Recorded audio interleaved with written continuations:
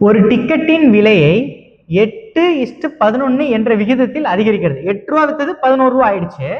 அடுத்து விற்கப்பட்ட டிக்கெட்டோட எண்ணிக்கை வந்து 23:21. அதாவது என்ன, 23 டிக்கெட் வித்தது 21 ஆயிடுச்சு.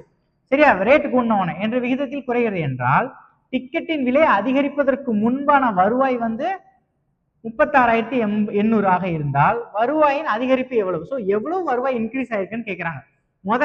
பிரைஸ் வந்து என்னது, டிக்கெட்டோட பிரைஸ் இப்படி எடுத்துக்கோங்க, 8 ரூபாய் 11 ரூபாய் ஆயிருக்கு.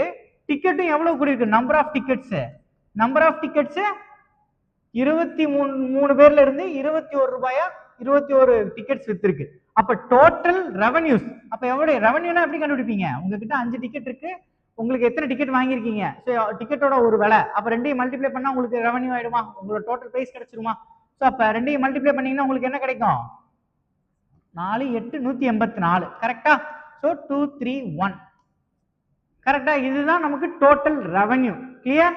இப்ப டிக்கெட்டின் விலையை அதிகரிப்பதற்கு முன் அதோட வருவாய் தான் என்ன கேட்டிருக்கான், இந்த 184 தான் 36,800. பார்த்தோன்னே தெரியுதா?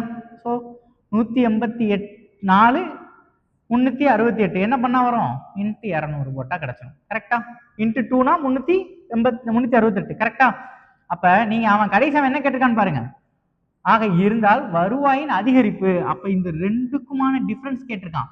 கடைசி மாறும் பொழுது எவ்வளவு வருவாயின்னு கேட்கல, 184க்கும் 231க்கும் டிஃபரன்ஸ் கேட்டிருக்கான்.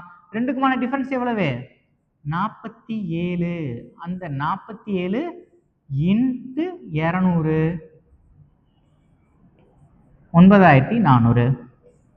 கிளியர்? ஸோ இந்த வேல்யூஸை வச்சு இந்த 200 கண்டுபிடிச்சிங்கன்னா இது ஈஸி. தேங்க்யூ.